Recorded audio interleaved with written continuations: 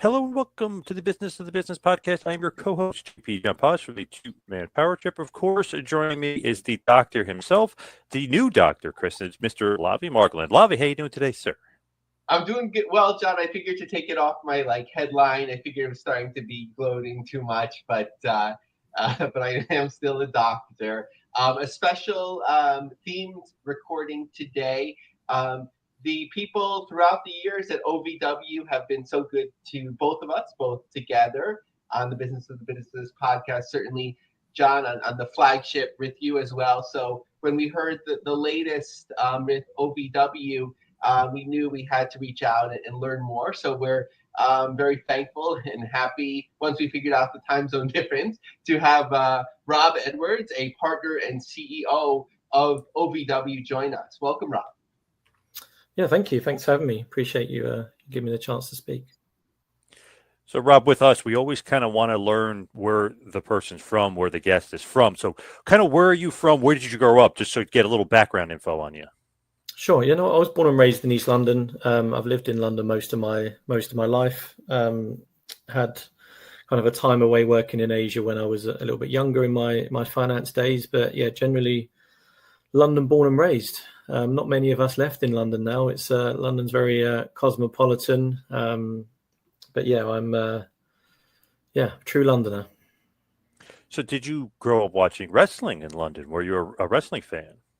I did, probably from the ages of 12 to around 15. I was a very avid wrestling fan. We had Raw on a Friday night and SmackDown on a Saturday night. So my weekends were spent staying up until very late, watching the Attitude Era, being obviously the greatest era within the industry, and I guess most sports, extremely iconic. So grew up in a really good time. Probably from the ages of 12 to 15, and then kind of get to 16 and sport and girls and alcohol and all those kind of vices in life kind of take over. It wasn't a great chat up line if you were asking girls if you'd watched Raw on Friday night. So kind of moved away from wrestling at that time. I kind of always watched it loosely when it was on, but probably over the last 20-25 years, not so much. Obviously now right back into it for obvious reasons. I have a son who's coming up to 13, so he's kind of watched it loosely over the last few years. So I've had an idea of what's going on, but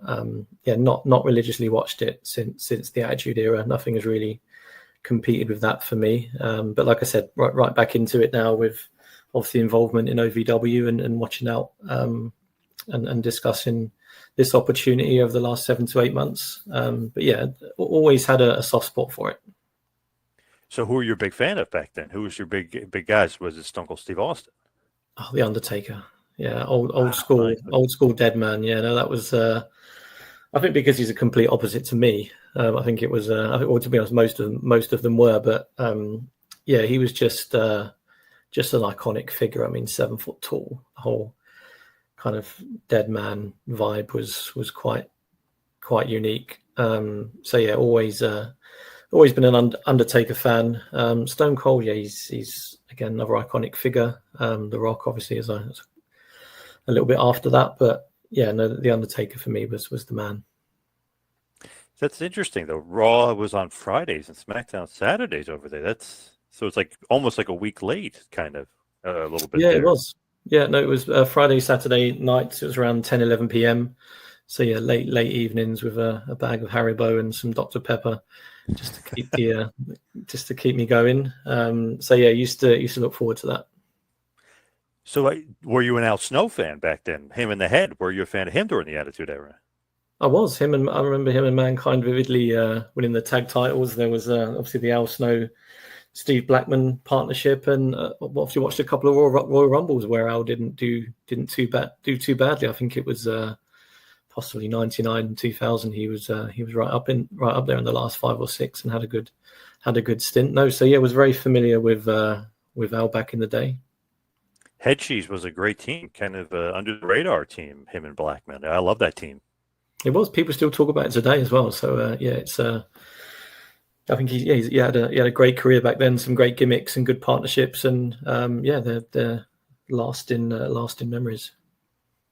So as far as business wise, how did you kind of get into the sports management side? Like when you start growing up, how did you kind of get into that field? It was probably, people say this a lot, but it was by complete accident. There was no I wasn't looking for this opportunity. So having a finance background, I always had a business brain. I was the kid at school that was buying magazines and selling posters, buying sweets wholesale and packing them up and selling them to make a profit. So I always had an idea that I wanted to run businesses, but finance was obviously a good grounding.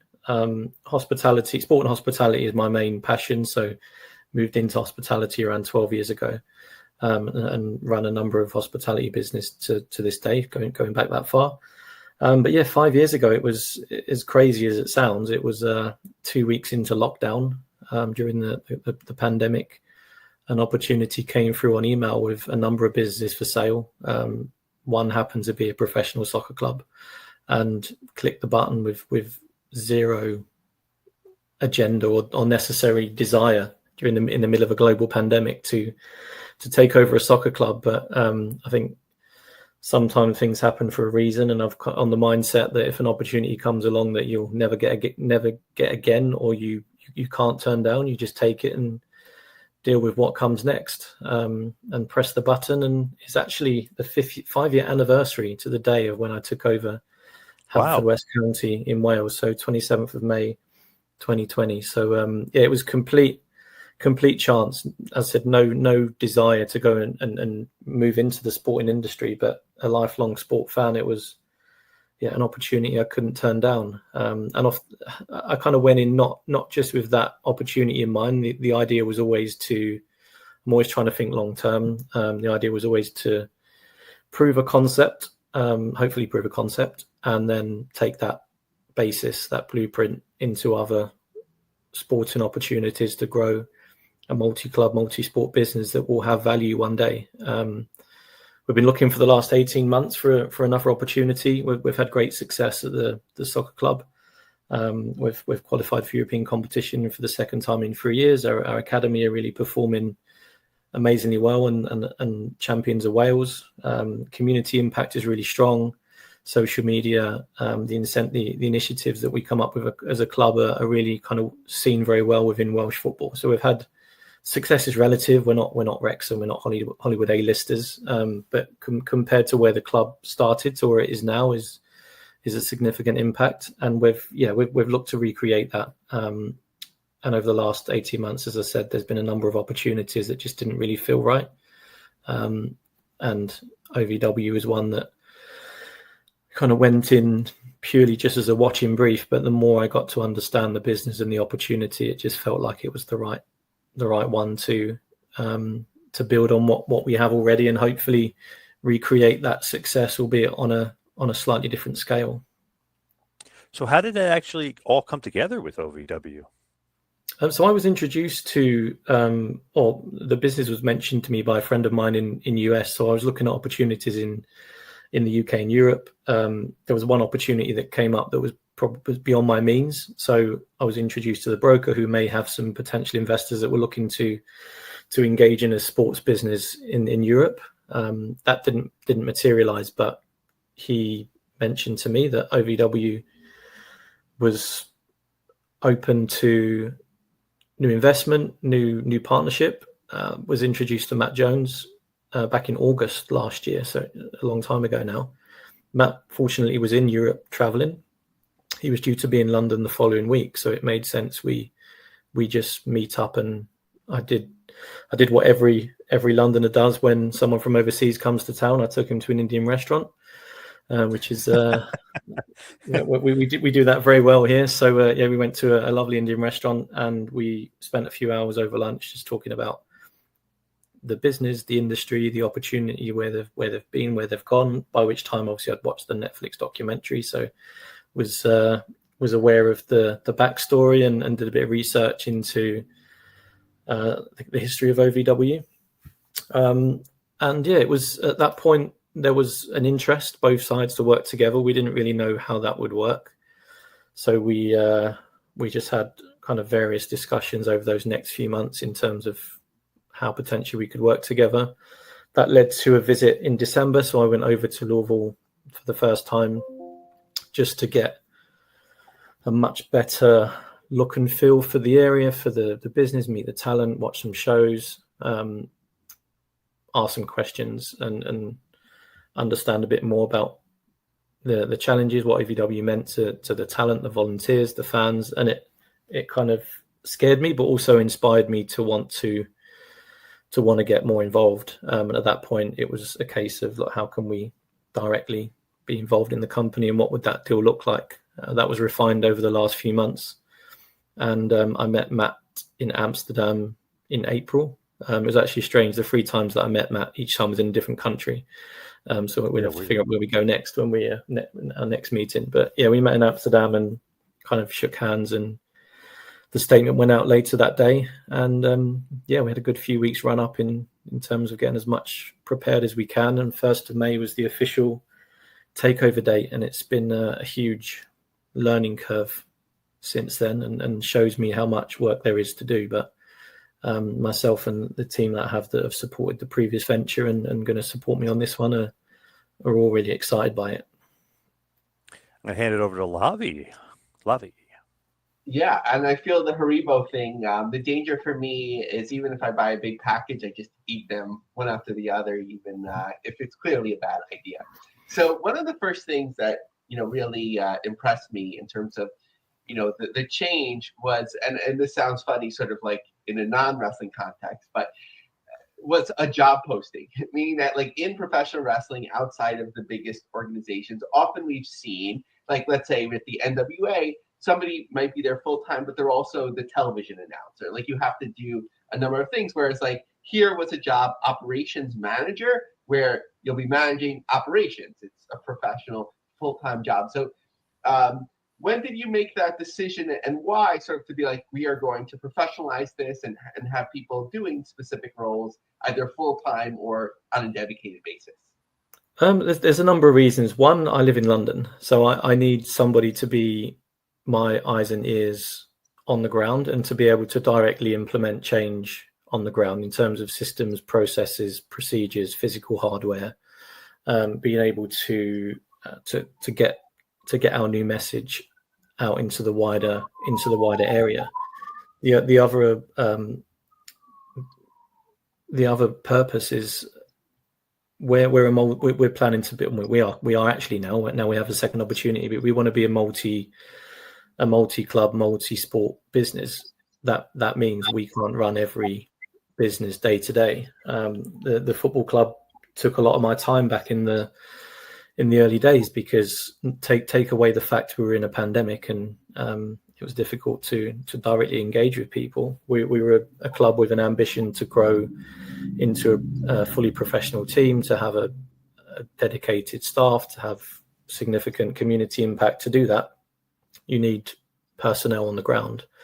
That's now in a position after 5 years that we have an amazing team that run the club day to day, which means that I don't need to be there. So something isn't scalable when it's owner managed. You can't scale a business on that basis. So we need someone who's going to come in and drive our agenda, create new opportunities, and support the team in what they need to be able to create a successful business. So it's a good investment in the right person. I've been completely amazed, overwhelmed with the interest in the role. We had significant number of applications. We're currently interviewing for that right now. So there's initial conversations happening with a view of having somebody in mid to late June. But it's the only way we're really going to be able to scale it and get and implement our ideas from over here into OVW, and make sure that those that are running other areas of the business are completely supported, that Al has everything he needs to be able to deliver the best product for Brian to go out and be able to dedicate his time to building new partnerships and bring in vital income into the business. And in terms of merchandising, concessions, everybody in the arena on a day-to-day basis, they have all the systems and processes to be able to do their job effectively, and also to report back to us in the right way, and make sure we have clarity of financials and where the business stands on a daily basis, which hasn't necessarily always been the case. So this resource is really important for to be able to deliver the best product we can do, but also make sure that we're in a position where we can pursue other opportunities in the future.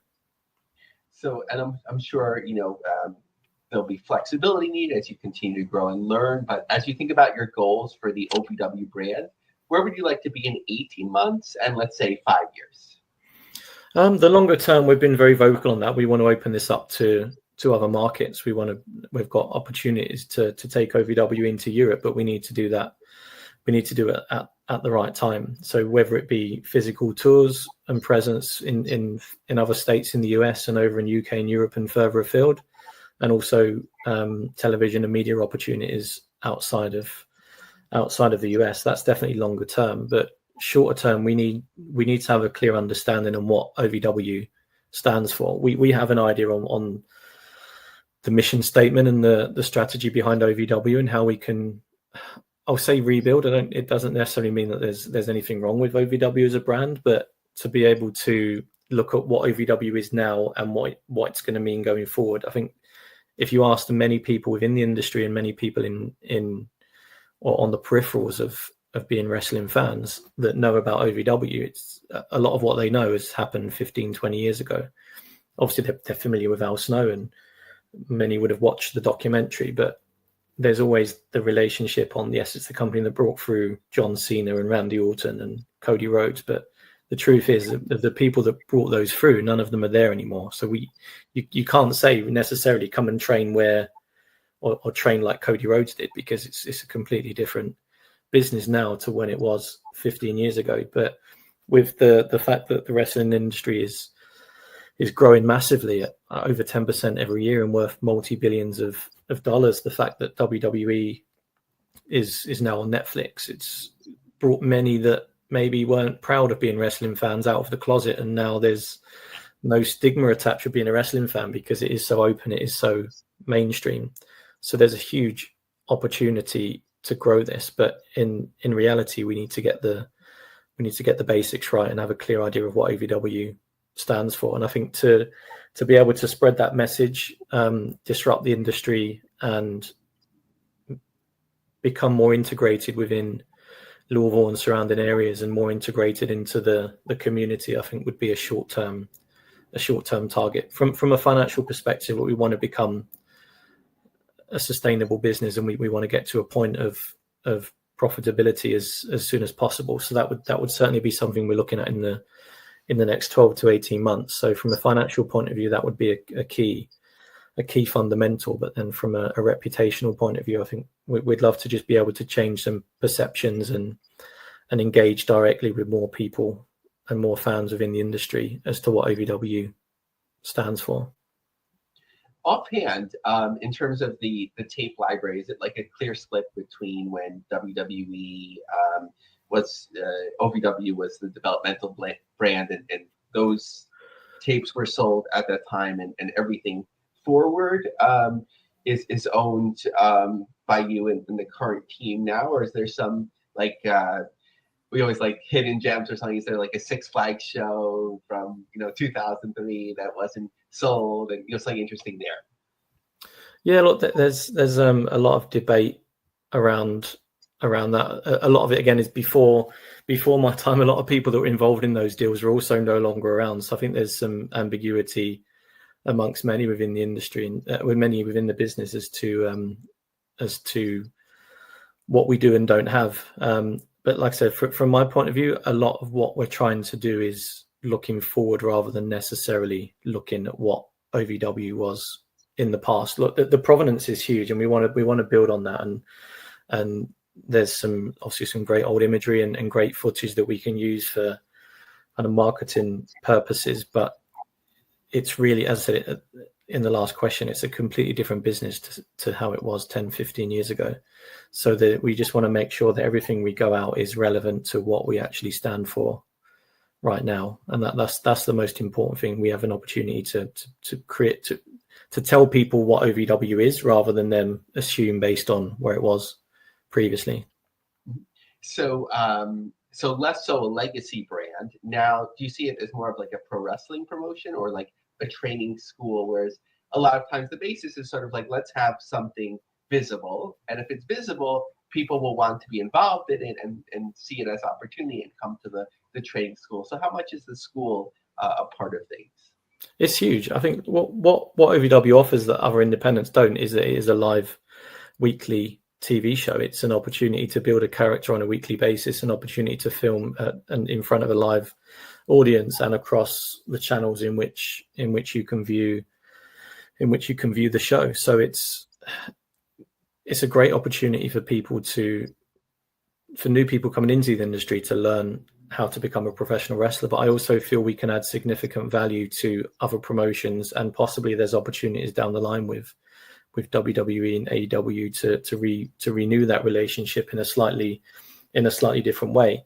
But if we want to be a credible promotion that has a clear vision as to where it wants to be within the industry and a clear vision on how it wants to disrupt it and put talent on the map and put the business on the map, that will ultimately, our ambition anyways, for that talent to go on and pursue bigger and better opportunities within the big guys of the industry, not just in US but further afield. That then would create a demand for new talent to come in. So if we can create a conveyor belt of some of the best up and coming talent in the industry to train within OVW, give them that platform to perform within the production that we put on, and show a clear pathway to be able to then go out and pursue other opportunities within the industry. I mean, you don't even need to look at professional wrestling. I mean, within OVW, you look at people like Cashflow that have been around the circuit a long time, been involved in OVW a long time, and now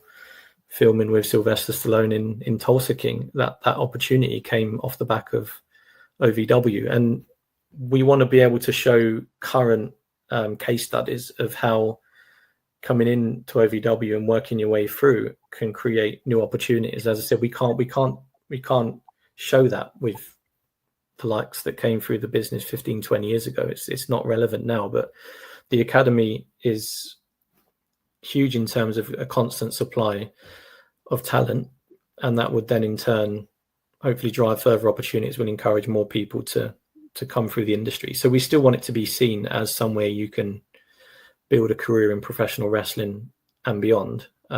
So the academy is vitally important. That will support the product, and hopefully the product will support the academy, and it creates that kind of conveyor belt. And the Outrunners would probably be one of the most recent examples. So like Davis Arena, it has that cachet, but it also, has some challenges too. I know Matt Jones had looked into it, but sometimes the reality of real estate sort of hits. Like, do you see that going forward as the weekly place, or are you thinking about like other alternatives? I think right now, look, when we're not at capacity, the live show is as it stands is something that stands us apart, and it's something completely we want to continue, because it goes back again in terms of talent attraction and be able to provide the right opportunities. The live show is, I think, vitally important. It's vitally important to Al, and it's vitally important to us as a business. And if we can get to the point, which isn't far away, where these shows are making the business money on a regular basis, that will enable us to reinvest in other areas of the business to make the overall production a lot better. So the live show is the fundamental of OVW, and certainly something we want to continue. Right now, we want this to be a Louisville institution. We've been working really closely over the last 4 to 6 weeks with the sport and tourism authorities, the Louisville Economic Alliance. These have been really supportive in terms of our plans for OVW, and they really want to support us. People go to Louisville for Churchill Downs Museum, they go to Slugger Museum, they go to drink bourbon. Why shouldn't they come and watch OVW? It should be a poster boy of what Louisville has to offer, and that's something that's really important. And I think at that point, once we raise that awareness locally and we impact what is such a big catchment area at 1.6 million within a commutable distance to the arena, that's a huge number of people. We need a very, very tiny percentage of those to engage in OVW to make it a very successful business in Louisville. So right now, the plan is to bridge that gap a little bit more, open up OVW to the local area and have more direct engagement. And if that gets to a point where we outgrow where we are, then that's a good problem, and we'll pursue other opportunities. But right now, I think there's a lot more kind of fundamental work to do.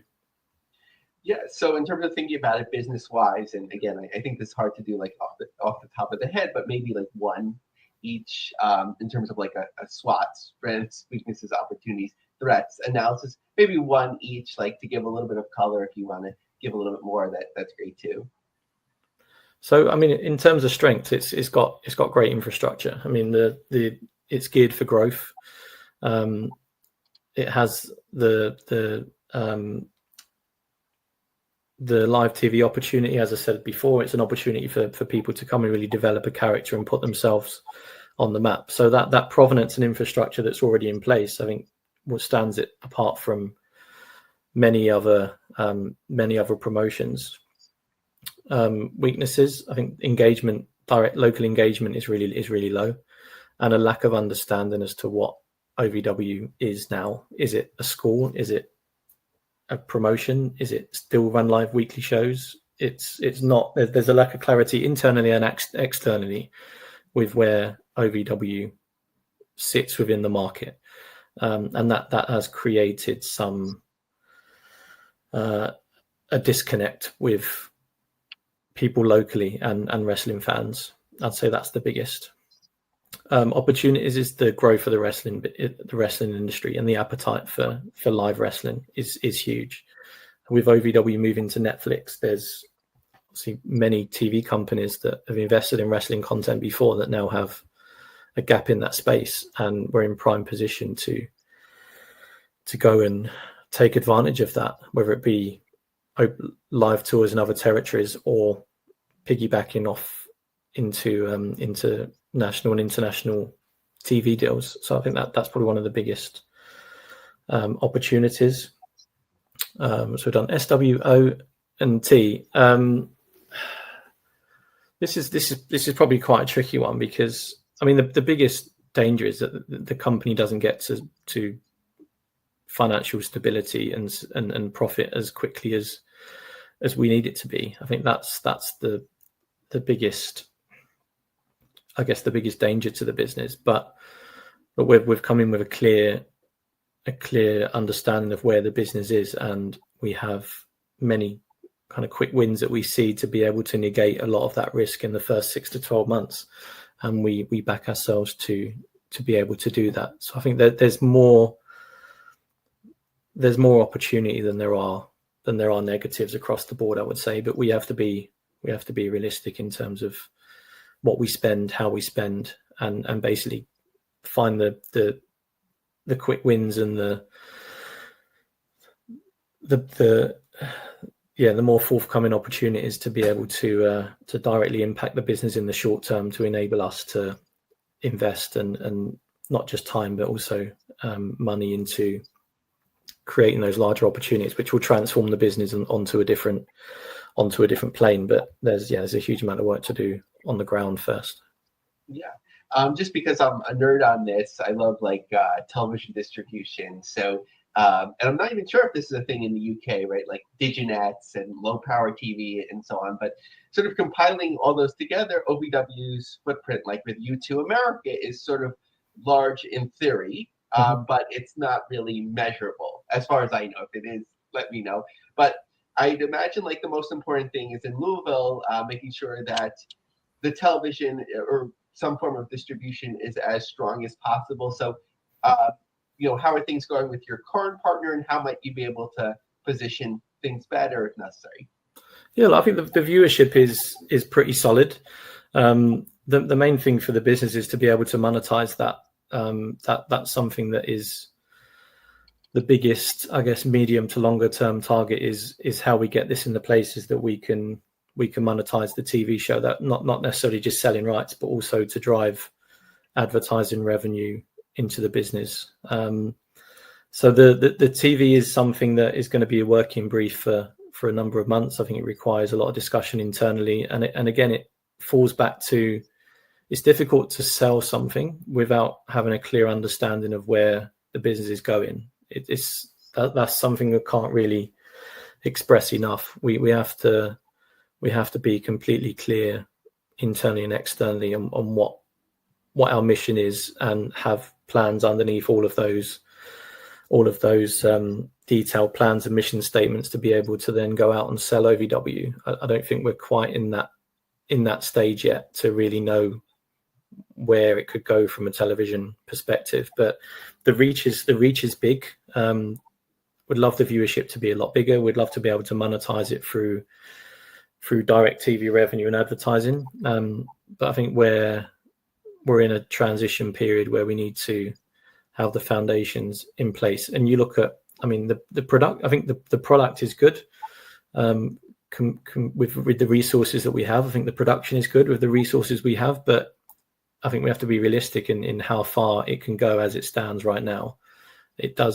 We do need to get that to a level where it's of a standard where the right places will be able to pick this up. So that's also another thing we need to be very realistic on, in that, yes, I think it's great for where we are, but is it ready to where we want to get it to? It's probably not yet.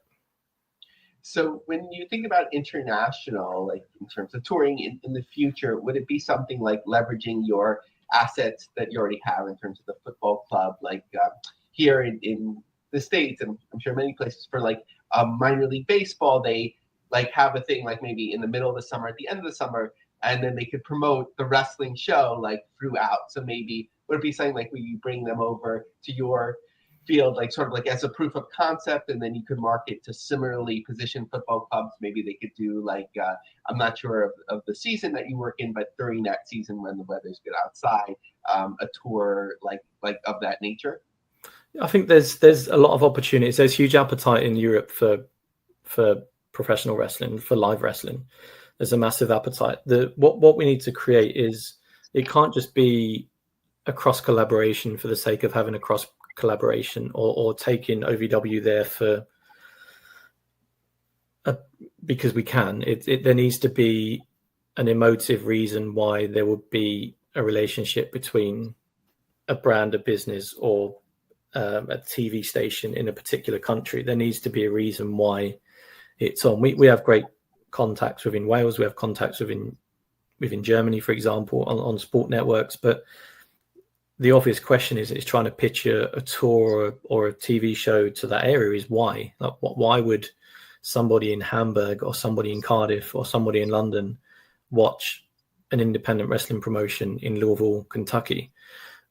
The reason could be the academy, for example. We could have, where one of our ideas that we're looking at the moment is creating opportunities for international students to come over from other countries, whether it be ex-professional sportsmen, whether it be direct from college or university, and providing similar opportunities over here. But if we had 3 or 4 people from Spain come through the academy and compete on the roster, then that's a reason why we can open OVW up to that region, in that they can follow this talent on their journey through OVW.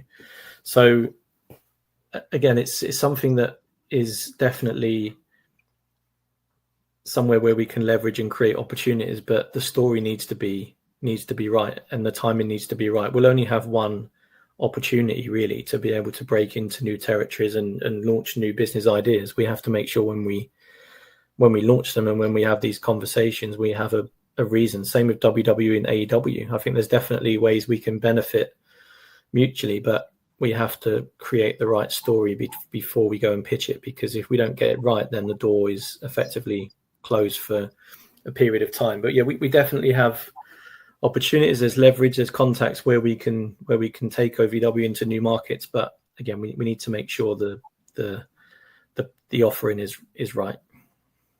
So before turning over to like your impression of like the public reaction, a question that's a little bit tougher. I'm not sure if you came across Jim Cornette's I don't know tirade, but he's a provocateur. His discussion with Brian Last, like, you know, what does Jim Cornette mean to you? Meaning in terms of OVW, what was your impression of the video if you saw that, and like, you know, how do you manage that going forward? Yeah, no, I've listened to all of them. I think it's amazing.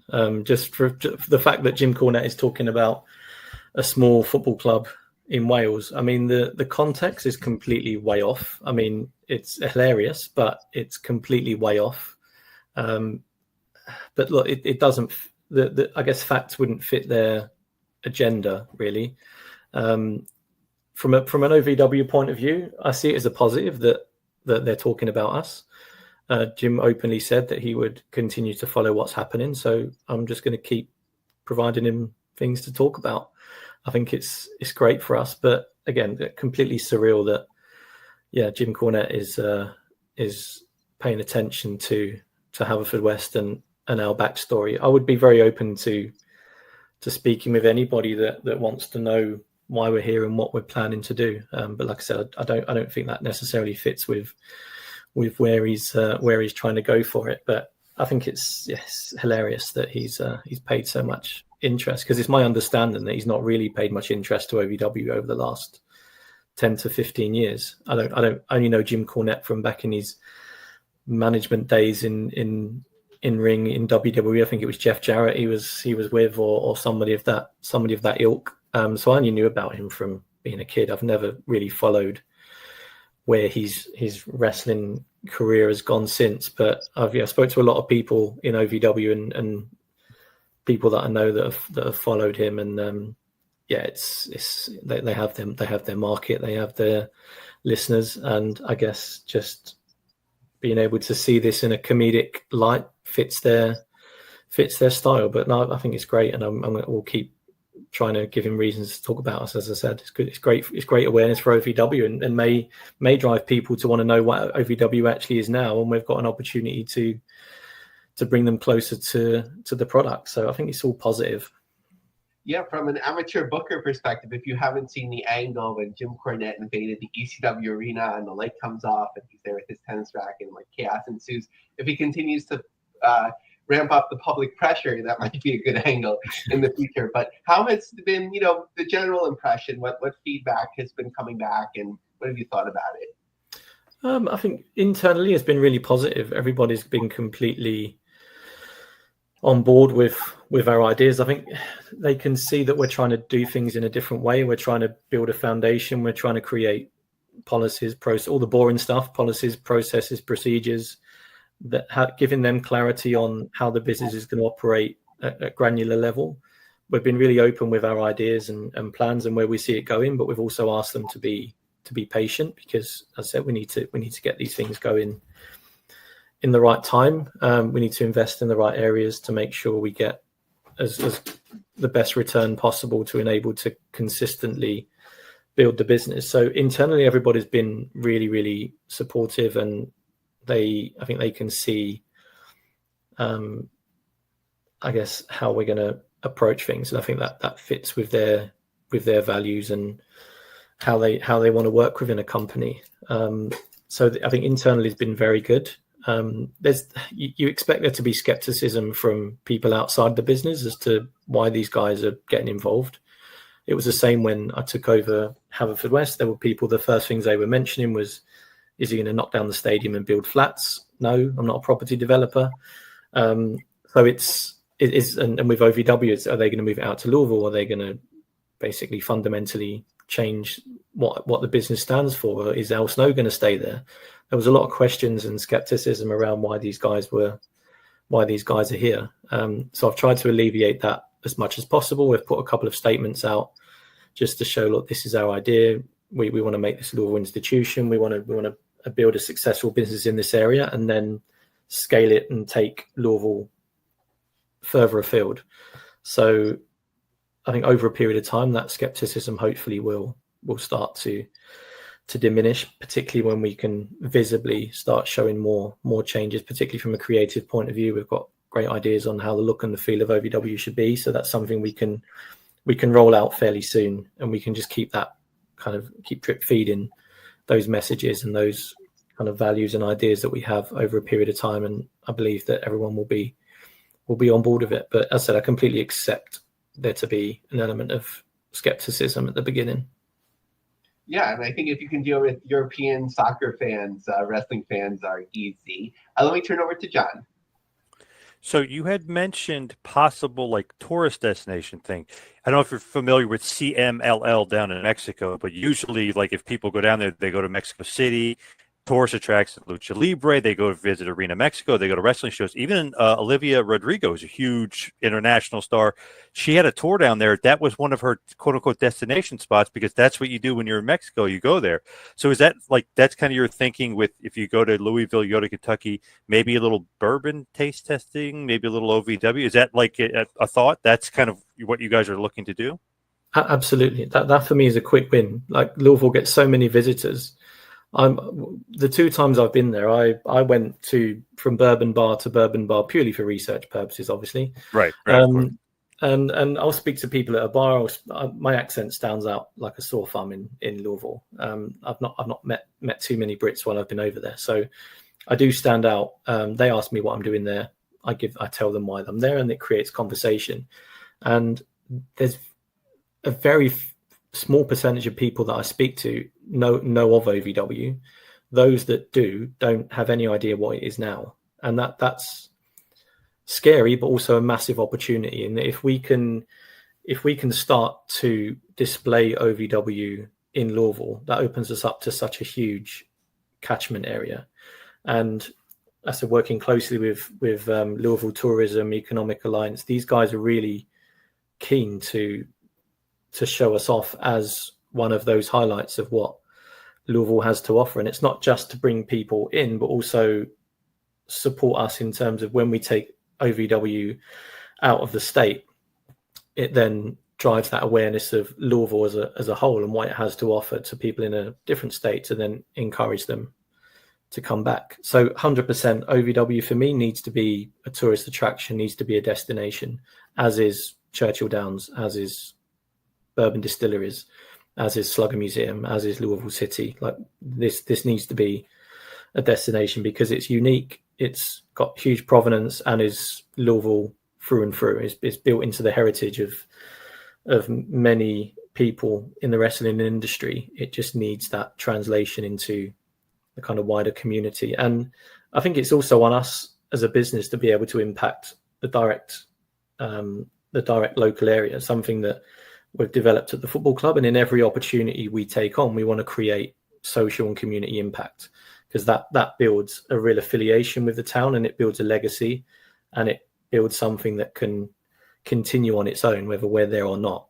People come and go, but kind of these relationships and this impact can create a long-lasting legacy. So I think it's up to us to also show that we are committed to Louisville and not just rely on Louisville to come to us.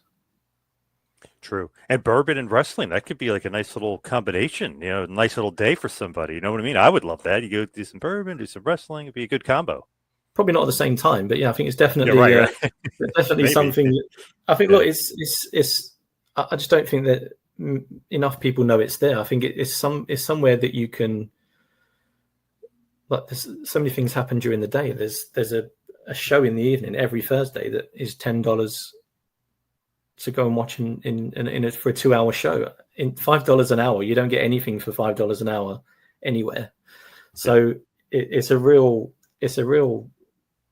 great product, and it's a great offering for somebody. It's just a case of letting people know it's there. And the idea is to partner with a lot of these organizations and these local businesses to be able to provide and cross-sell and promote each other. And that's something that hasn't really done before effectively. So it's a huge opportunity, 100%. You mentioned also kind of that mainstream, or like a little bit of a crossover into mainstream. Cash Flow is on Tulsa King, which is an awesome show on Paramount Plus. Obviously, OVW itself was on Wrestlers, the documentary that was on Netflix.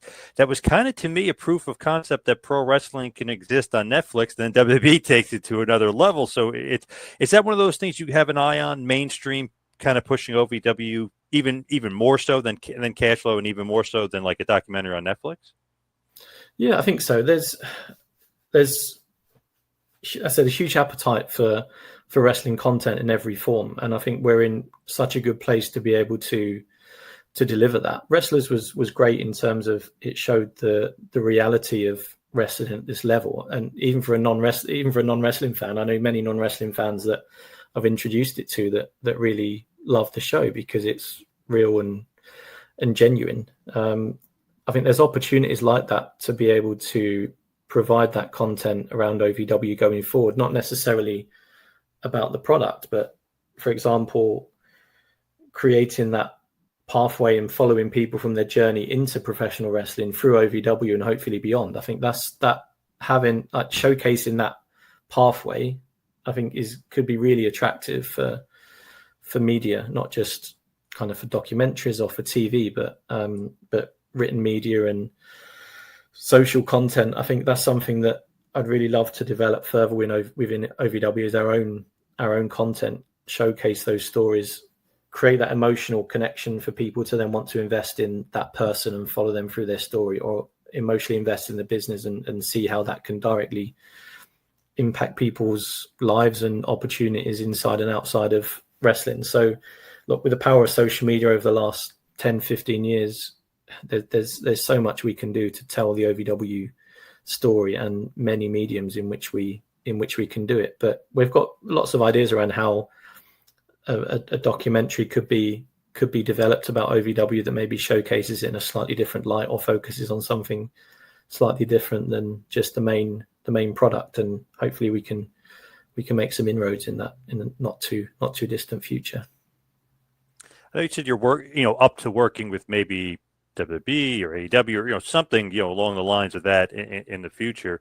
Would a developmental territory again, would that work, or would you want to be something stronger? Like, would that even be viable? So just as far as like quote unquote developmental is concerned. The truth is I don't know what that would look like as yet, and it's, as I said in a little while ago, we need to make sure the offering is completely beneficial, but for both when we go in there. I think we can offer a lot to these places because we have the infrastructure in place. We have the live weekly show. We have the opportunity for characters to develop. We'll be different from a development center. We'll offer a different level of training and education within the industry than a development center would necessarily do. It's not just a case of learning the technical aspects of wrestling. It's everything else around it.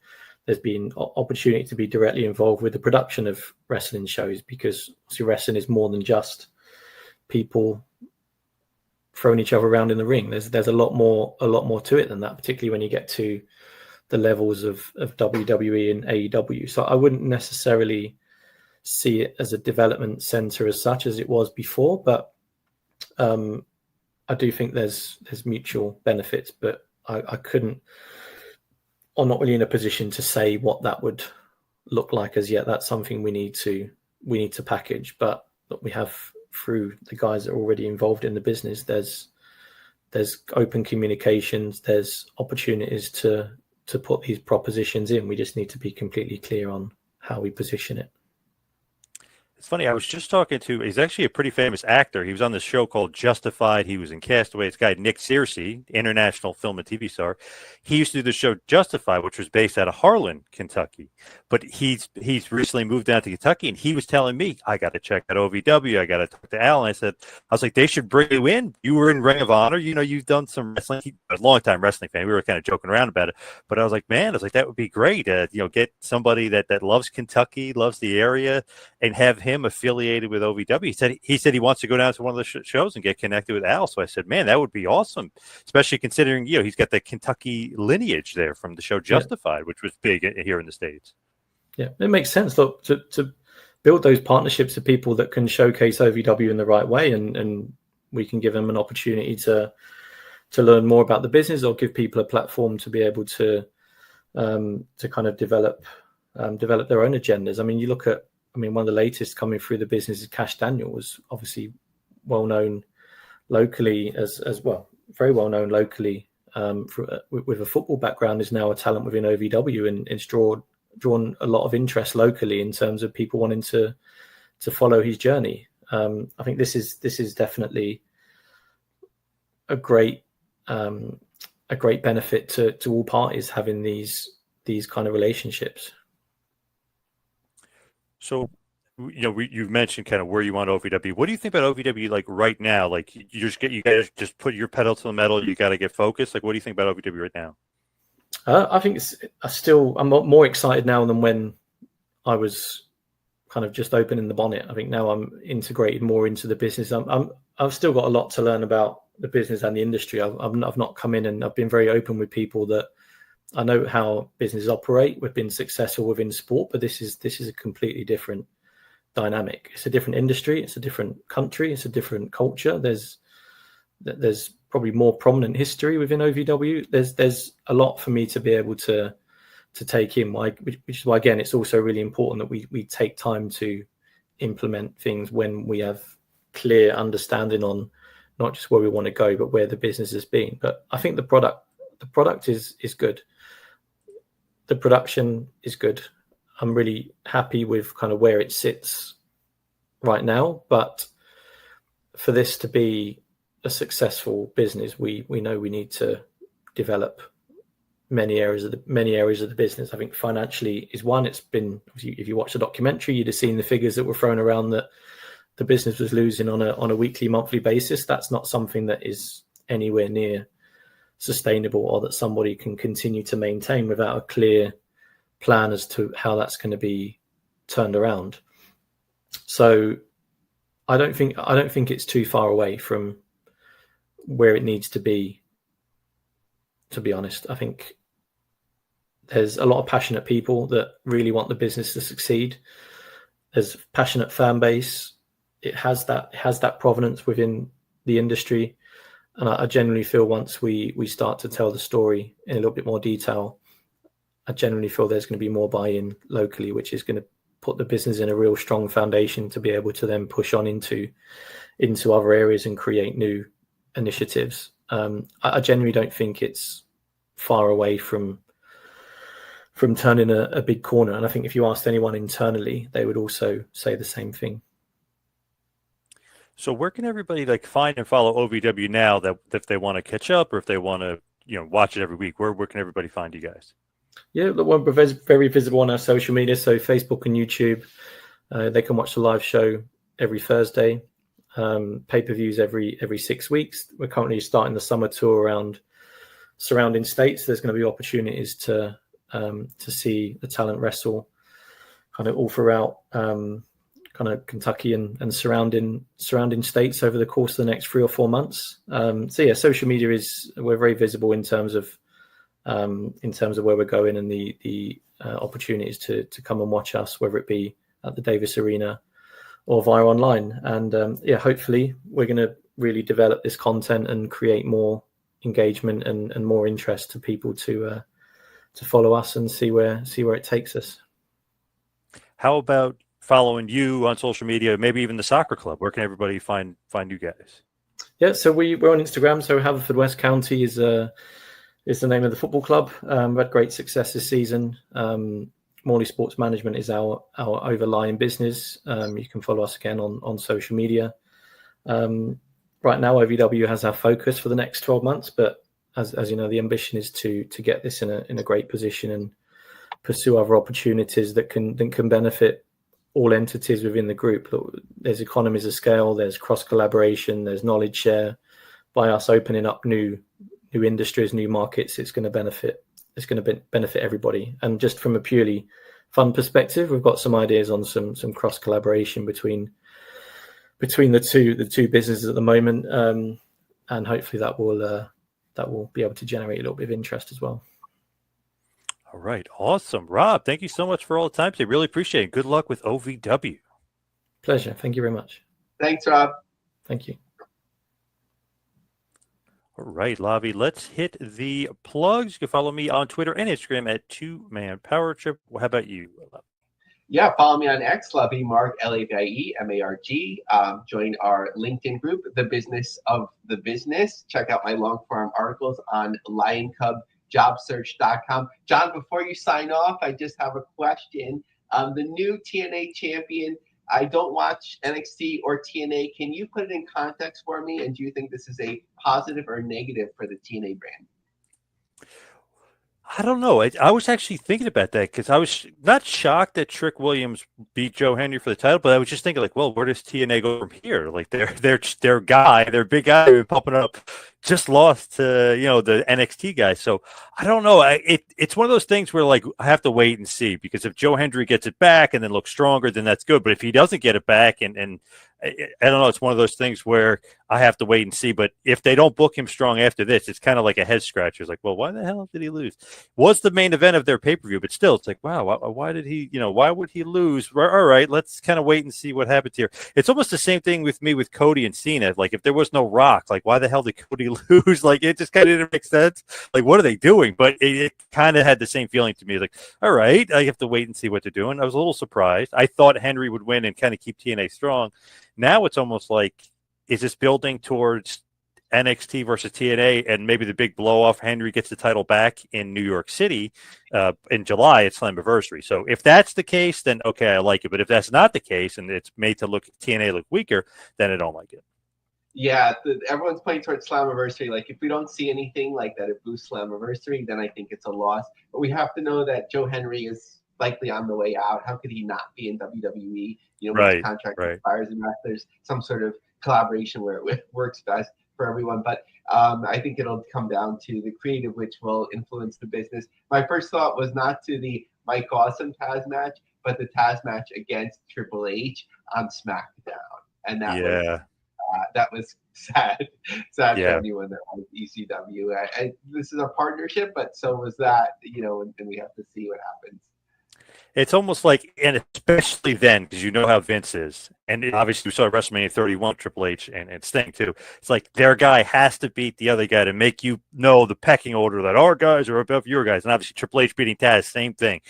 That kind of had that feeling like, oh, Trick's going to beat Joe Henry because our guy's better than your guy. Hope that's not the case, though. I hope that there's going to be some comeuppance, if you will. Yeah, and even if it is, like, you have to build the heat, otherwise no one wins. Yes, 100%. Lavie, you are a good booker, if you will. You know your stuff. But thank you, obviously, to the CEO, Mr. Rob Edwards of OVW. Thank you, everybody out there, for listening. See you right back here next week for a little business of the business. We'll see you next week, folks.